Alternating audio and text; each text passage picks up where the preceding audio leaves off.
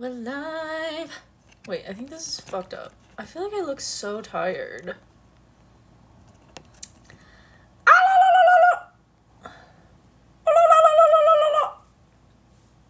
Is there something in my... What is this?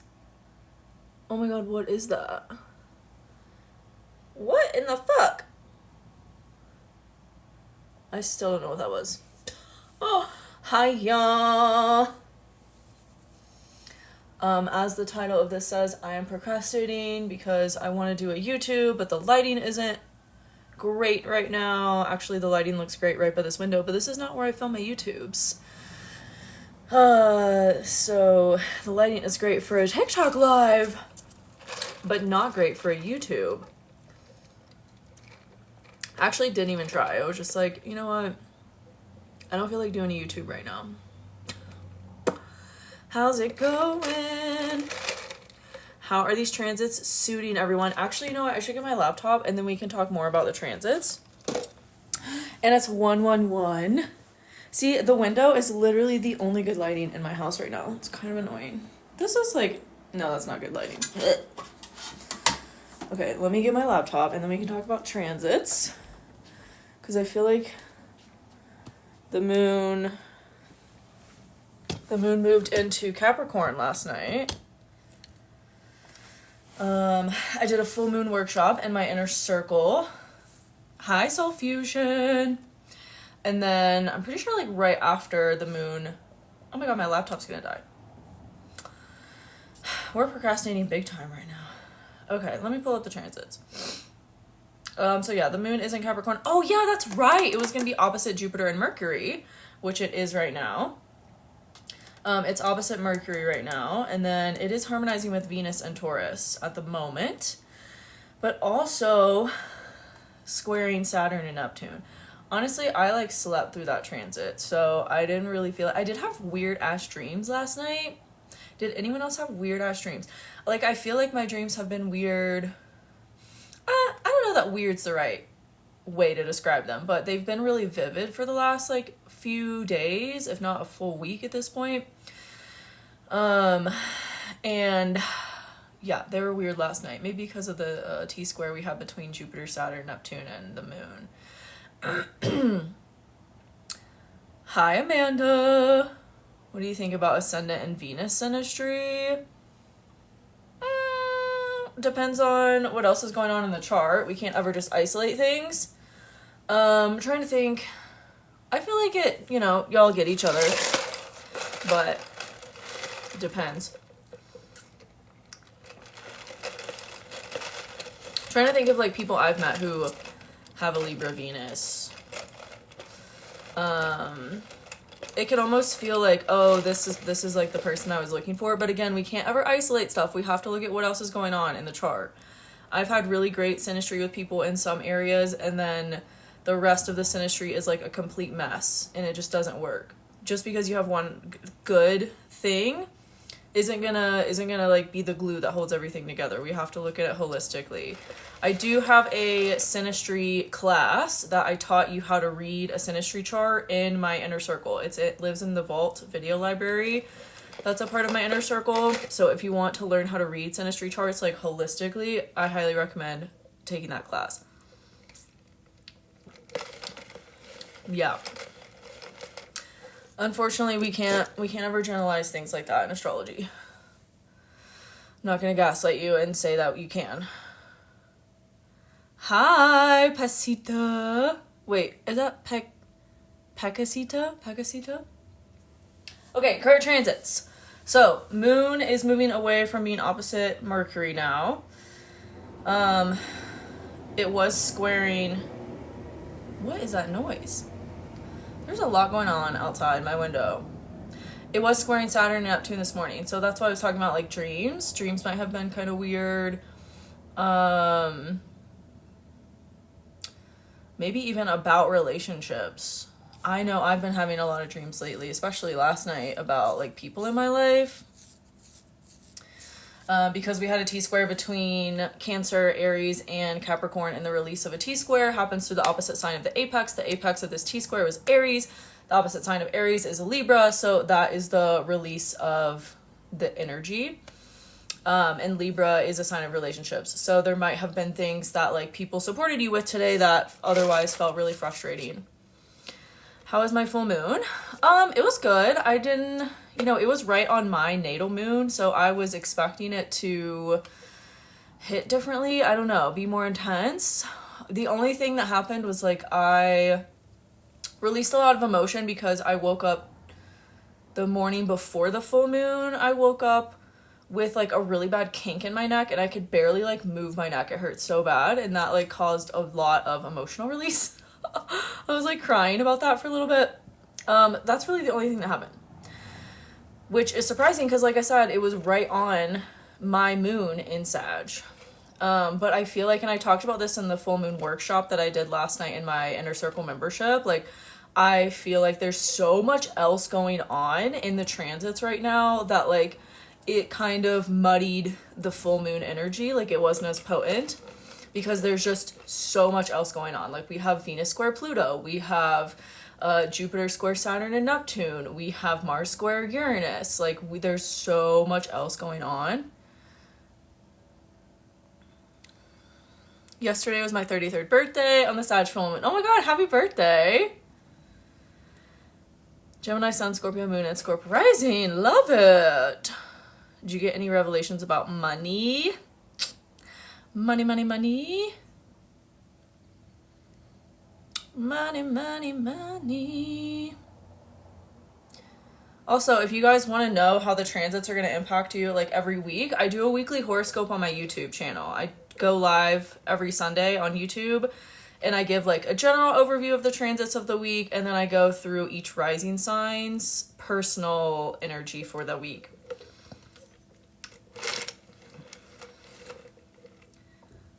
When will it get better for Leo risings? I don't know what that's in reference to.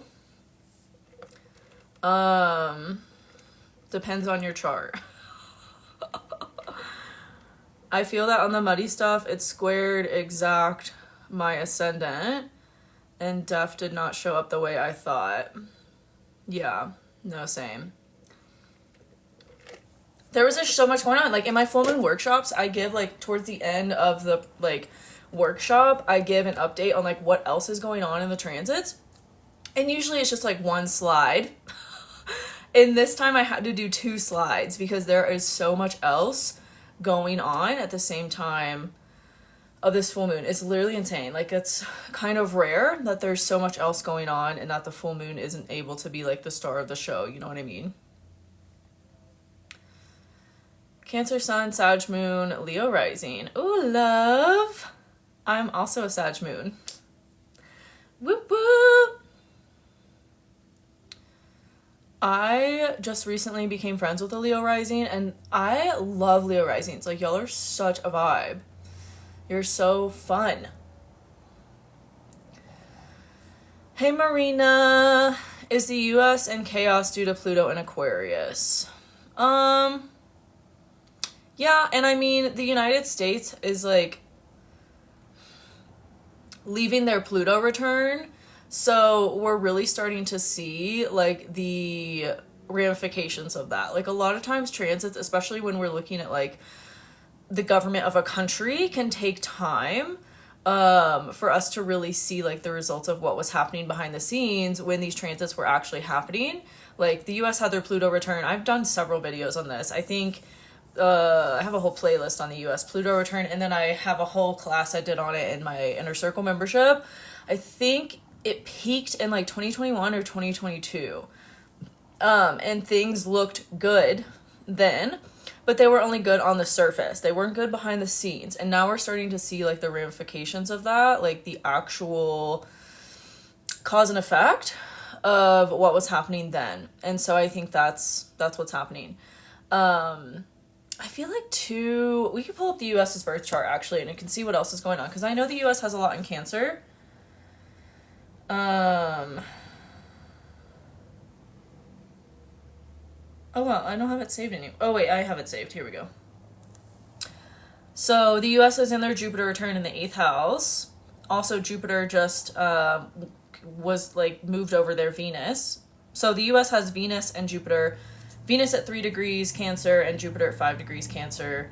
Also, the US is not only going to be in their Jupiter return, but they're going to be in their Uranus return, and I think that's really like why all this is starting to happen, is because like we're getting the foreshadowing of that energy, and then like I said, we're integrating everything that came up underneath the surface during the Pluto return, because the US has their Pluto in the second house, which is like personal assets, resources, things like that aren't always like, you know, your bank account and things like that aren't public information, like it's private. That's the second house. So we haven't been able to like see what's going on with the US's like actual resources, but now we are starting to, because it's coming to light.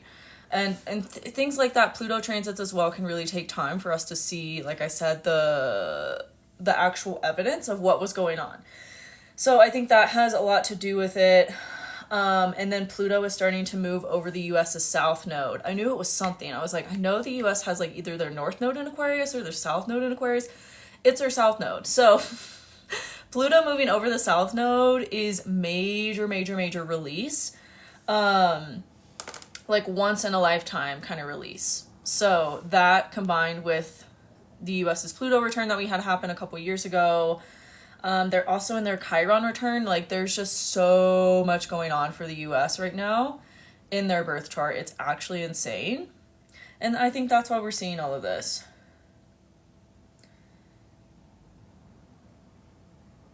Well, they also have Saturn in Libra, which all that's in Aries and Jupiter is going to square soon. Did you see the influencers did actually get their arms bent by Soros to post political opinion? I don't know who Soros is, but I believe it. Like there are people that I stitched a video yesterday, I think, talking about that and how like it seemed like all these influencers were reading from the same script. And I just chalked it up to Mercury being conjunct Cancer now. Like, of course, everyone's focused on like, oh, equality, and oh, all of a sudden we're gonna care about these things, and you guys should care about them too. And like, if you don't, you're bad. Like, that's such Mercury on Jupiter in Cancer energy. It's like shaming people for not having the same level of care and compassion. That's so wild. I keep thinking, where will there be a coup? Well, I think, like, we're going to see, I think it's going to take a couple years, and I think we're going to start, like, we're already seeing it begin. Like, especially what's been going on with the LA stuff. And even there was one in Denver, like, close to me. And then there's been, like, misreporting about it. Like, nobody knows if, like, it's actually a riot or if it's actually a peaceful protest. Like some videos that people have of like being there seem like it's a peaceful protest, but then the news are claiming that it's these like crazy riots, and then also some people's videos that are there are like also showing that it's crazy riots. So like, which is it?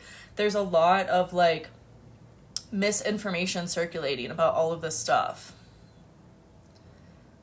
There are no riots in LA. Well, see, I know people that live there and have like live in the area and have footage of people like throwing bricks into the Apple store, and like that doesn't sound like a peaceful protest to me. That kind of sounds like a riot. But you know what I mean? Like there's all this misinformation about it. Nobody knows what's actually real. And I'm honestly surprised that's happening with Jupiter and Cancer, because that is a very Jupiter and Gemini thing, but we are in Gemini season. So, and Uranus is about to move into Gemini in less than a month, and I think it's going to get kind of worse. Agreed with you. It's so mixed, yeah. Yeah, like I've seen so much footage of like broken windows in the Apple store and broken windows at the whatever store and like in downtown LA.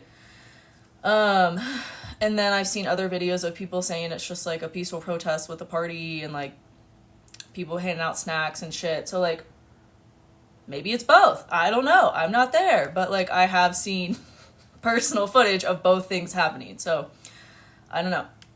But yeah, I think with Uranus moving into Gemini, that's going to get a little bit more chaotic, where it's like we don't know what to believe. We don't know what really is real.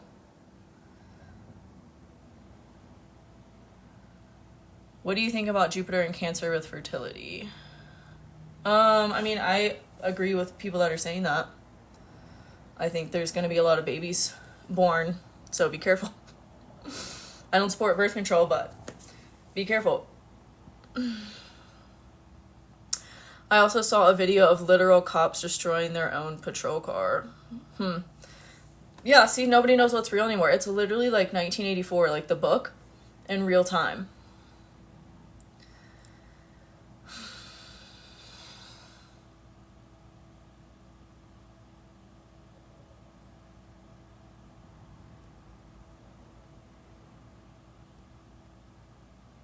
Yeah, it's crazy. And like I said, with Uranus moving into Gemini, that was my original point, was at some point, which I should get my ephemeris.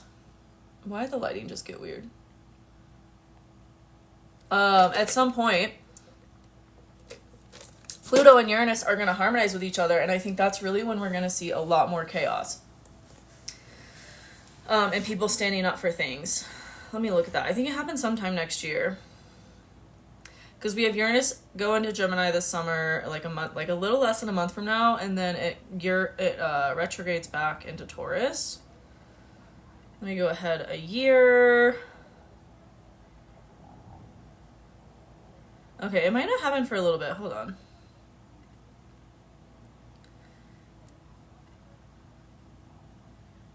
It might actually start this summer. But at some point, Uranus, because Uranus moves so much more slowly than Pluto, faster than Pluto does, they are going to catch up to each other at some point and harmonize with one another. So yeah, we are going to get a glimpse of it this summer.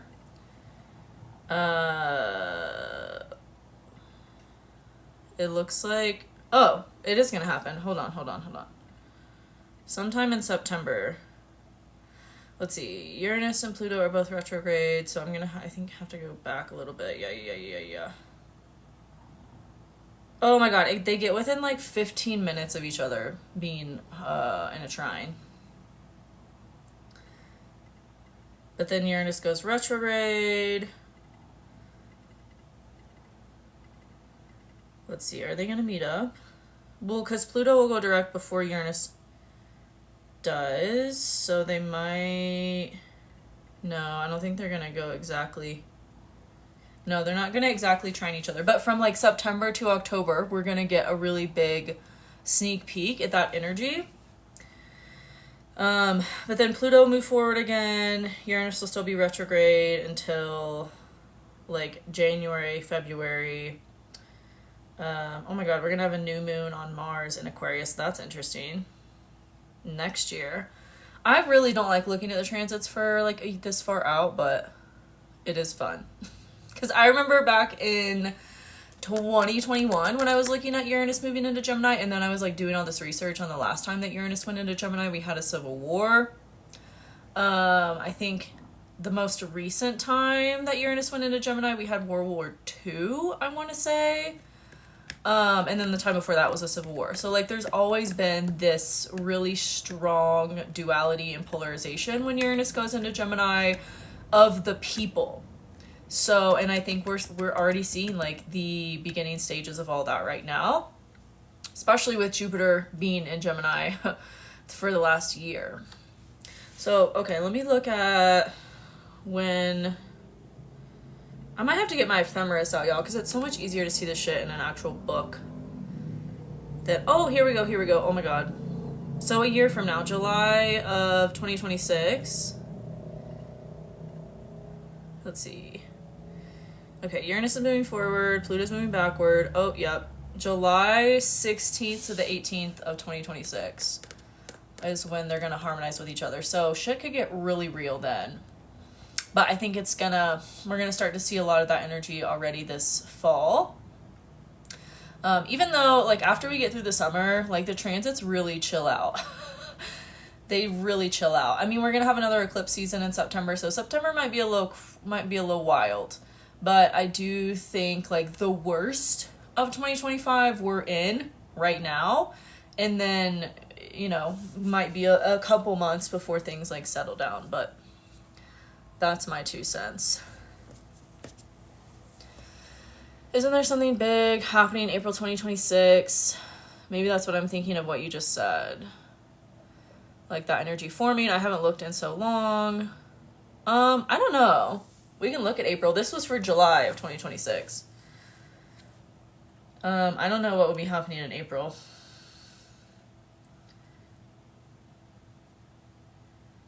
Well, we're gonna have a lot going on. We're gonna have a lot going on. I don't know that there's anything like big though, but it's just everything is gonna be moving through Saturn, Neptune, and Chiron and Aries. And then Venus will be conjunct Uranus again. So we might actually, because I think Venus is about to be conjunct Uranus when it goes into Gemini. Let me actually look at that, because so this could be like this could be like a housing crash. April 16th, that's the day that I'm on. The only thing that's going on, oh, well, there's a new moon on Chiron. New moon conjunct Chiron, Mercury on Neptune, Mars on Saturn, but that's it. No retrogrades or anything. I mean, I don't know. That doesn't look super crazy to me. But maybe Mars on Saturn and Aries. Maybe. And then new moon on Chiron. But I feel like we've had that energy before. Like, I don't feel like that's anything, like, revolutionary or anything. What was I gonna... Oh, Venus conjunct Uranus. Okay, so that's gonna happen...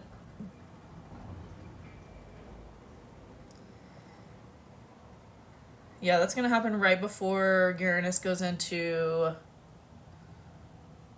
Gemini. Oh my god, July 4th is gonna be interesting. There could be a housing crash on July 4th, y'all, or like around July 4th. Venus and Uranus at 29 degrees of Taurus. Looks like a market correction. I'm just gonna call it like it is. And it's gonna be harmonizing with the US's Pluto at 27 degrees Capricorn in the second house. Makes me want to look up the US's birth chart again. Oh my god, and the US has their moon at 27 degrees Aquarius, so it'll be squaring the US's moon.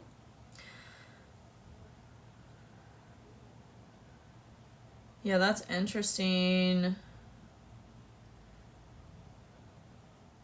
Oh, well, and the United States has their midheaven at 1 degree of Libra, which means Saturn and Neptune are on the United States' IC right now. So that also explains the chaos, destabilization, like what has been hidden or like veiled from the public about what's actually going on in this country is requiring some accountability and like responsibility around. So no wonder all that's coming to light about everything that has been hidden from us.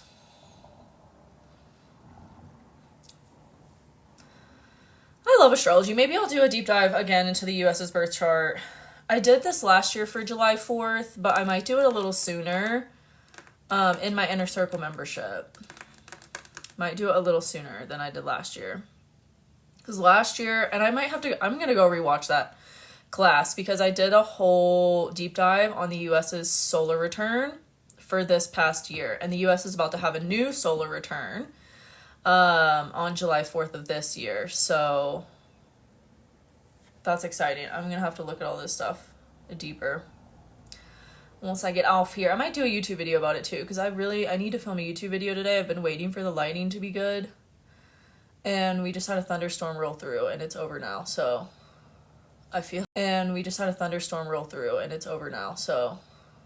I feel like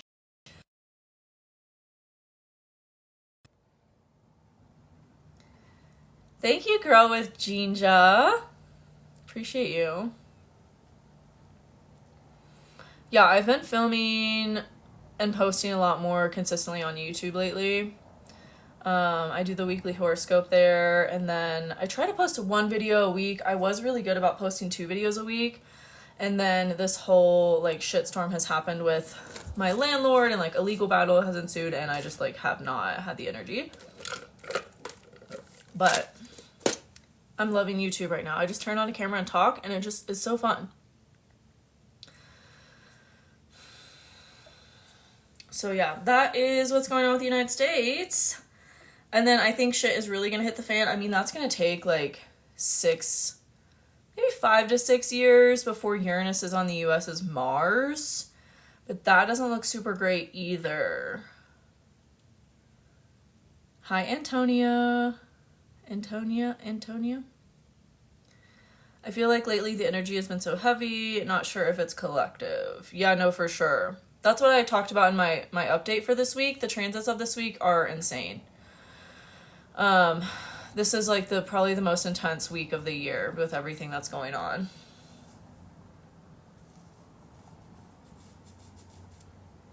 We had Venus square Pluto. We had the full moon square the nodes. We have Uranus square Mars. We have...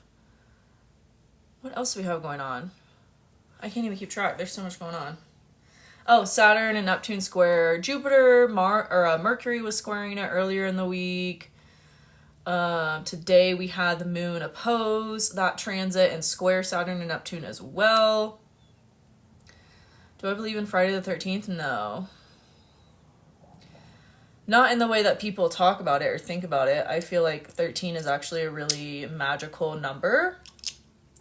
If y'all look into the history of the number 13, it's actually like a very positive feminine energy. Oh my god, no wonder.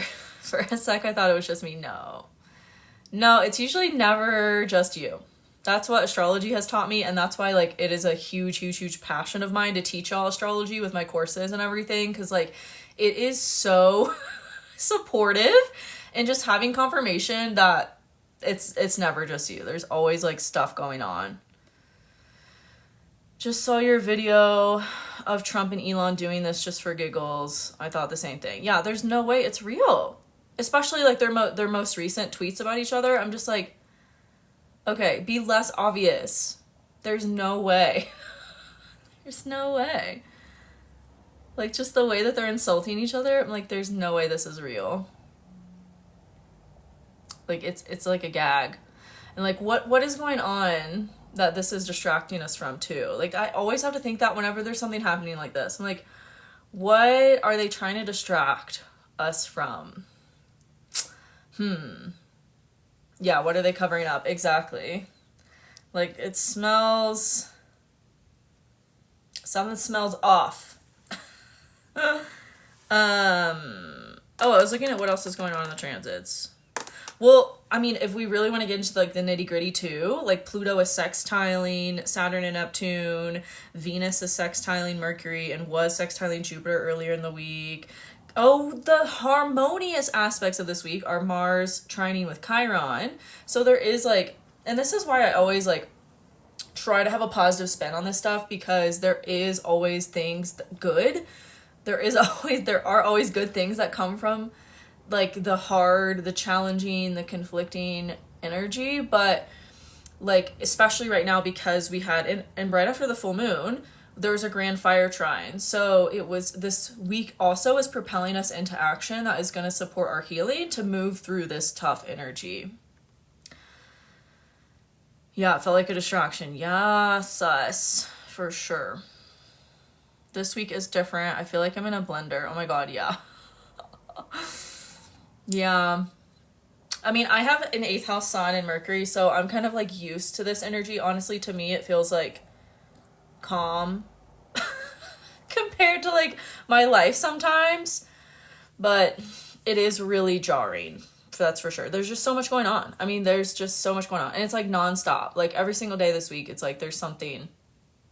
Because transits are transitory, right? They move on. They don't last forever. They're temporary. But this week it's like, okay, this thing happens and then that eases up and then another thing happens and then that eases up and another thing happens. Like it's just kind of like one after another. Oh, you also have 8th house placements? Yes! We are like used to the chaos. Like, honestly, nothing phases me. But I feel like I am a warrior because of that. Sun, Mercury, and Venus. Okay. Are you in my 8th house support group? Come join. A blender is a great way to describe this week. Yeah. Yeah. And it's like the blender keeps like, it gets turned off, but then it gets turned back on. What do you think about Vedic astrology? I feel like I resonate with both. I mean, if that's how you feel, like, trust how you feel about it. I think it's too much information for me personally. And I don't really resonate with, I mean, I can see how some of it makes sense, but I don't fully resonate with my Vedic stuff. And I mean also, well, okay, Vedic and sidereal are two separate things. So which one are we talking about here? Because Vedic is like, it's like another language of astrology. Sidereal is just a different calculation. And I filmed other videos on this if you like want a refresher on the differences between Western, tropical, sidereal, like, you know, because they are all separate things. Like sidereal is a calculation and Vedic is a branch of astrology. I've never like looked into Vedic astrology. I personally don't believe in using it because it was created in Vedic culture, which none of us live anymore. Like if you live in the Western world, you live in the Western world. You don't live in Vedic culture, so why follow Vedic astrology? Because it was created for Vedic culture based around a caste system and like arranged marriages and like, you know, all this kind of stuff that nobody really, that's not our reality anymore, and was really only the reality for a very niche culture when it was created. But sidereal, like I said, is just a different calculation of astrology, and it all, at the end of the day, tells you the same story. Like, the only thing that changes are the signs that your placements are in. But you're, you know, in sidereal versus tropical, your Venus is still in the 7th house. If your Venus is in the 7th house, it's still going to be in the 7th house with sidereal astrology. So it's really all the same stuff. It all tells you the same story. It's just like, what language do you prefer to read the story through? Yes, come join the 8th house support group. We are vibing over there. Sidereal, I think is what I meant. I'm still learning, but I'm curious about anything astrology. Okay, cool. Yeah. Yeah, Vedic is a different branch of astrology, and it's like a whole language. Like they have like the, I don't even know how to say any of the words, like the Sadam I don't know. But it's like a whole other thing. Hi, what could Jupiter moving into Cancer mean for me since I have 11th house Cancer and 8th house Aries? I mean, it depends on what else is going on in your chart, but in general, I would say like maybe challenges between your community and your resources or something like that. Or like being pulled in two directions when it comes to like your own personal transformation and like community, spending time with friends. I did post a Jupiter and Cancer video to my YouTube channel, and I went over what it means for each rising sign. So go check that out. What about Placidus versus whole sign? I filmed so many videos on this topic. It's like the question I get the most. I have a whole blog post on it too, astrologyhumandesign.com. But I filmed a ton of videos on it that live in my astrology houses playlist. And again, I feel the same about that as I do about tropical versus sidereal. Like it tells you the same story. It all says the same shit, because looking at your chart is just a window into your soul. It's just a way to connect with your intuition and understand like your life, your purpose, and more about yourself, right? And it doesn't matter the modality you're using to do that. It doesn't matter which house system you're using to look at in your soul, to look at yourself. It's going to tell you, you're going to get the same answers, maybe just with different words, but the answers are the same. Saturn in my 8th house was, yeah. When you say comment my astrology, do you mean the big three? Yeah, or whatever you want. Thoughts on Saturn transit my 1st house for 3 years. Now going through my Saturn return in the 1st house. What degrees is your Saturn at? Because your Saturn return might not actually be starting. until Saturn gets close to where it was when you were born, where it is in your natal chart. So if you have Saturn at 9 degrees of Aries, you are not starting your Saturn return until like a year from now. Also, any Pisces risings in the chat, any Pisces risings here, because y'all just had Saturn moving through your first house.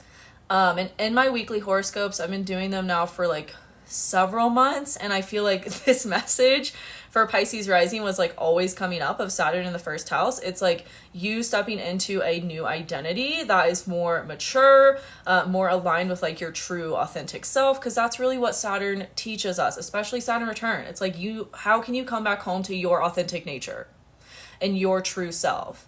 Like, how can you own who you are and maybe connect back to that person that you like came into this life as, and then like all these things happen that like layered on top of who you actually are that aren't who you actually are. Does that make sense? As a Pisces rising, I learned so much. Yes! There's a full moon in Cancer on my birthday in the same degree as my sun sign. Oh, that's exciting. What do we think of this Cancer new moon conjunct my natal Chiron in the 5th house? Could bring up things to heal around sharing your creative passions or things.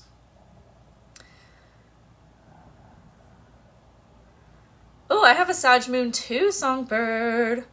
I have Chiron in my 4th house in Scorpio. That's powerful. Saturn in Aries, 9th house. Aquarius, Sun, Libra, Moon, Leo rising. Love! Also, turning 40 in September as a Pisces rising is literally like a movement. Exciting! I love that. Wait, you have Sun in your 7th house? Pisces North Node. Saturn finally left me alone. But now you're in your nodal return. So everything that Saturn brought up for you and had you lay a solid foundation around is going to get an expansion and a major amplification. Not yet, it's late degree, but I felt huge changes in the past 3 years. Okay, yeah. Probably because your nodal opposition, all this happens at the age of 27. Nodal opposition, Pluto sextile Pluto, and the progressed lunar cycle comes to a close. I have other videos on this. I've done classes on this in my Inner Circle membership. A lot of that gets chalked up to Saturn return, but it's not actually Saturn return. Saturn return happens just before your 30th birthday, usually in general 9 times out of 10. Otherwise it happens sometime in your 29th year. So all that happens around 27, and the Pluto sextile Pluto transit, by the way, lasts like 3 to 4 years. It's a long transit, and usually people just categorize it under the umbrella of Saturn return, and it's not Saturn return. It's Pluto sextile Pluto, which is a huge deal in a life-changing transit that only happens once in a lifetime. And it happens before your Saturn return so that you dig up all the shit underneath the surface to transform it and to change it, to bring more harmony in those areas of your life so that you have like a solid foundation come Saturn return to build your new life on. So if you have Saturn at late degrees of Aries, then you're not going to have your Saturn return for probably 2 more years.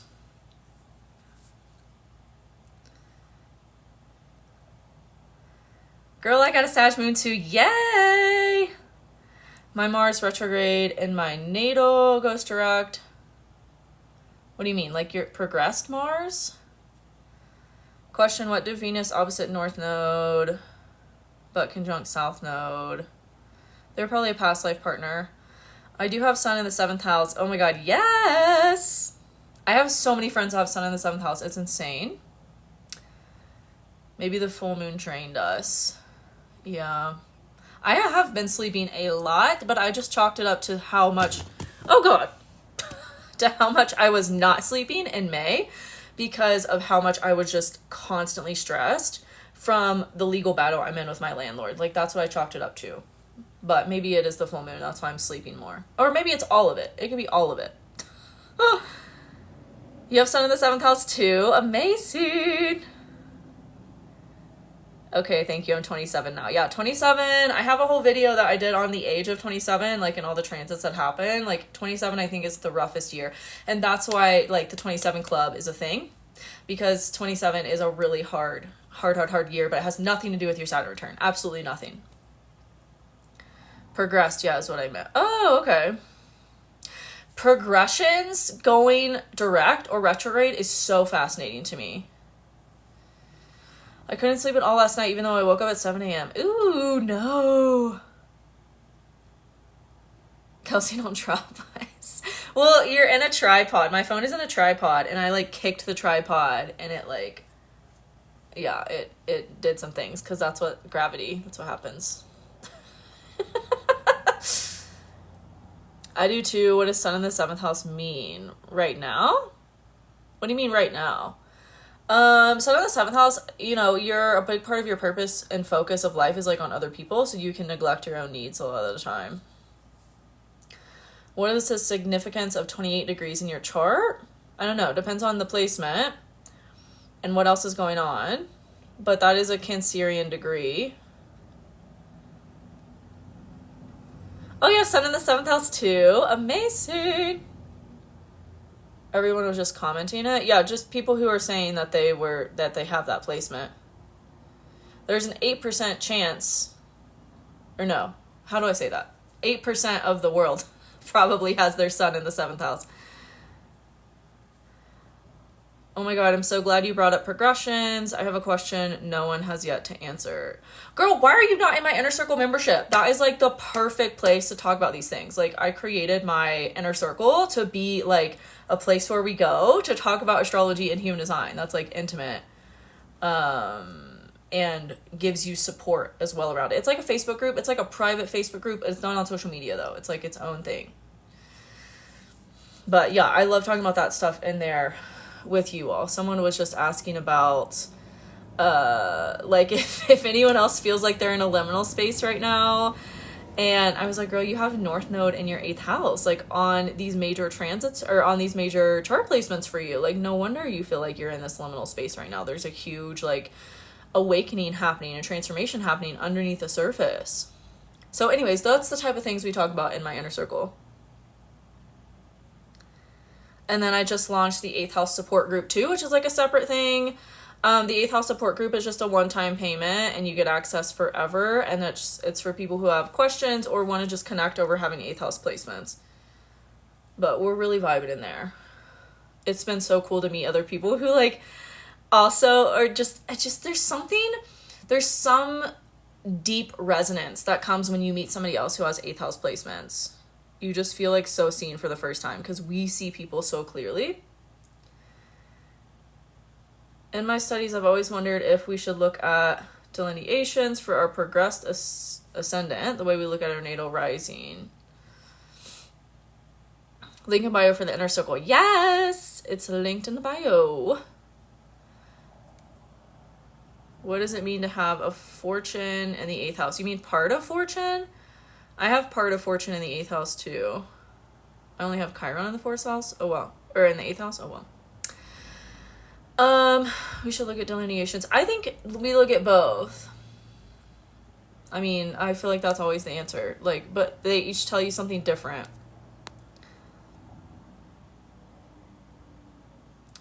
Thank you, Lee Tattoo. Were you born in 94? I was too. My sister has an 8th house stellium with Scorpio. Oh, damn. I feel you. I have an 8th house stellium in Taurus, but I also have a stellium in Scorpio. Fun stuff. Venus and Moon in the 8th house. Oh, hell yeah. You could be a medium.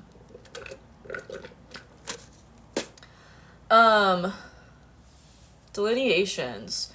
I usually only look at delineations for my normal chart and progressions too.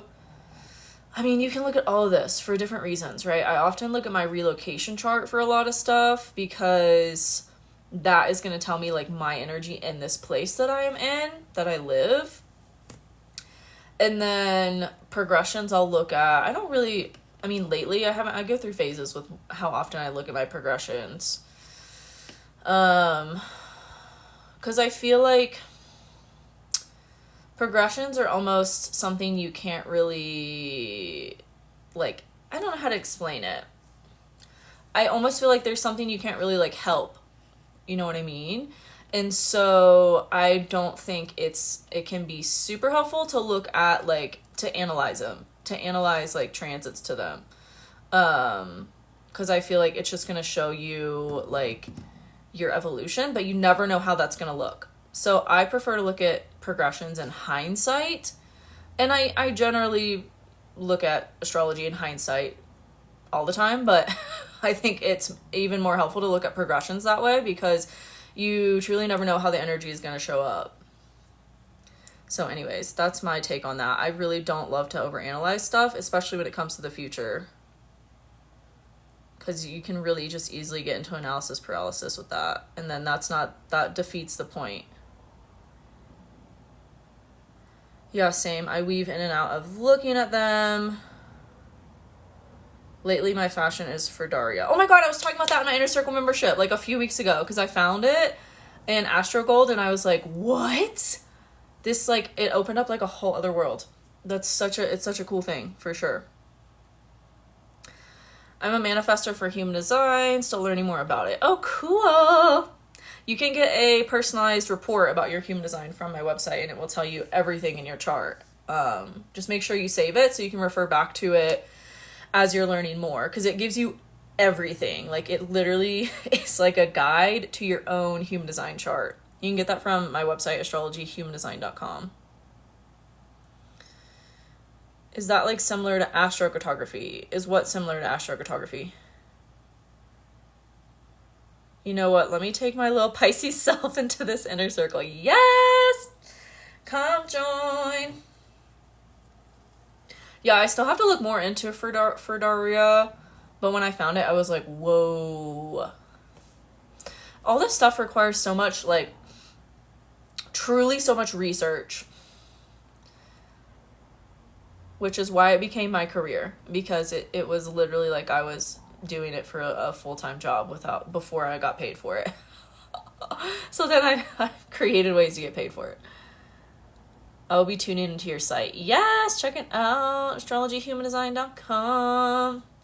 I struggle to read emojis. I struggle like hell to read emojis. Just that's why I ignored your comment, girl, because I just is a challenge. I know Aquarius rising is a challenge. I know Aquarius rising. That's what I see from that. But otherwise, my brain don't work that way. I feel like Aquarius risings have had an interesting week. I mean, the week's not fully over yet, but when I did my weekly horoscope for Aquarius, I was like, oh, this is some interesting changes. I didn't really know how to talk about it that much. Okay, Aries moon, Aries sun, Scorpio moon. Okay, cool. Virgo. See, that's what I'm talking about. I can't. Maybe it's easier for some people. It's not easier for me. That's why I communicated that. Because nobody is a mind reader, and you wouldn't have known. So that's why we communicate. Communication. Y'all remember that SpongeBob episode that was like, imagination? That's what I think of. Yes, we love communication. Communication makes the world go round. It makes the world go round. Okay, now I'm gonna look up my Fredaria, and we can study it here as long as my laptop didn't die. Because I forgot to charge it last night. So it might just die. Oh man, the inner circle is popping. Okay, let me look at... Can't be distracted by that right now. I'm on a mission for Daria. You know how long Venus is in Taurus for? Venus changes signs every 3 weeks. Unless it goes retrograde. So... I do not know the exact dates, but that is something you can easily Google. Easily. Don't ask ChatGPT. ChatGPT gets the shit wrong 10 out of 10 times. Actually Google it, because then it will bring you to websites that have outlined the dates. Yeah, let's do it. For Daria. Wait, I have to pull up I pulled up my chart. Okay. Oh, I'm such a manifesting generator. There's so many features of Astrogold that I'm like, look at it. I just want to look at everything. I'm obsessed. I hate how Google is even AI results first now. Yeah. But usually that's from, like, the AI on Google has compiled that information from all the search results. Generally, I think that's how it does it. Versus ChatGPT, I don't even know where the fuck it gets its information about astrology from. I don't know. But it's always wrong. Or you can also look at an ephemeris, which I highly recommend, because ephemerises are the best. Okay, for Daria. Yes! This is the coolest thing, because the coolest thing in the world. Because, okay, so I just started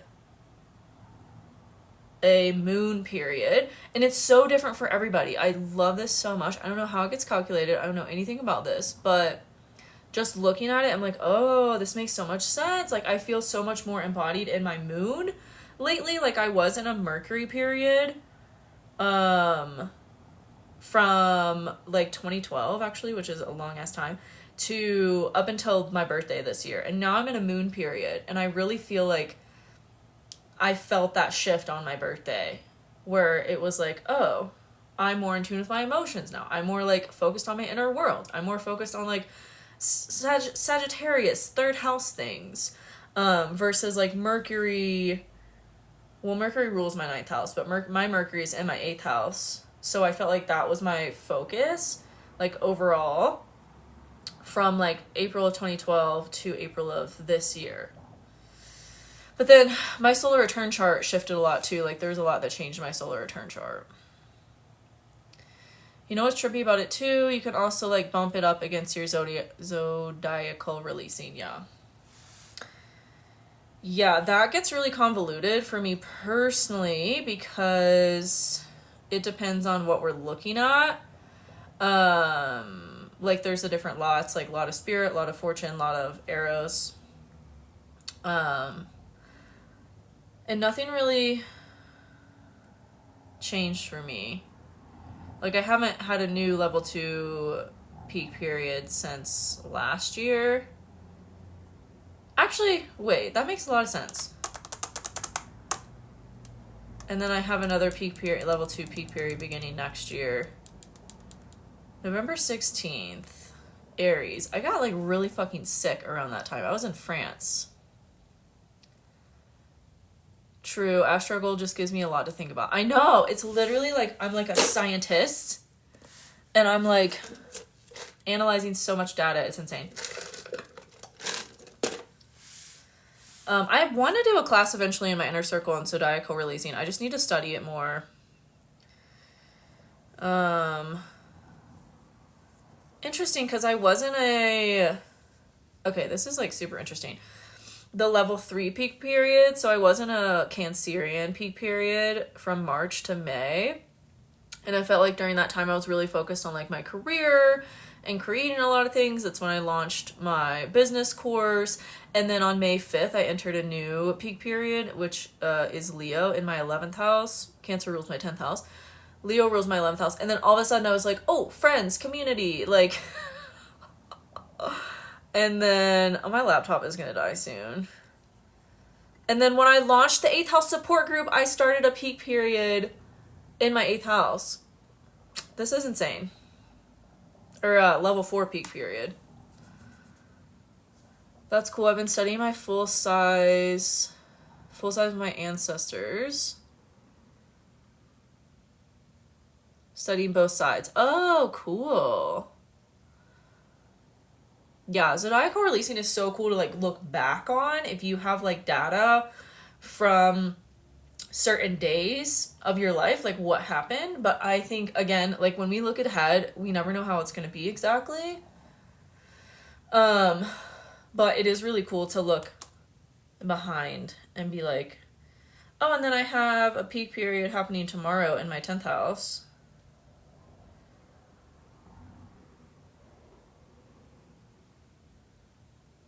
Interesting. Old Norse. Oh, wow, cool. There's a lot of parallels too. Yeah, I feel like all of life is just like threads we're like learning how to weave together.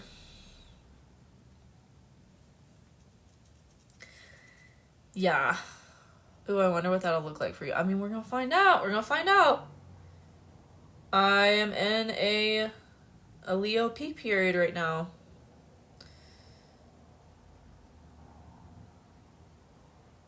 It's really fascinating. And then also, okay, we're gonna look at a lot of arrows because I just met somebody new. Let me see. When did we start talking? Was it no? It wasn't Memorial Day weekend. I think it was. Hold on. Let's see. It was like the 31st of May, I think. Okay, nothing made. Well, I did have a level 4 period begin in where my Venus is, so that kind of fits. The OGs knew. Yes, they did. Yeah, that's why connecting with ancestors is so important and so supportive. Okay, well, my laptop's gonna die, so I need to go charge that. And I was procrastinating doing a YouTube video. Now the lighting has changed, so I'm probably gonna go film that YouTube video. So, Mother Nature is a common and beautiful thing. Yes. Yeah, just here to support and nourish us. It's truly amazing. Yes, this was so fun. Thanks for being here. I appreciate y'all. All right, well, I'll see you next time. Come find me on YouTube as well. And I'll see you next time. Bye.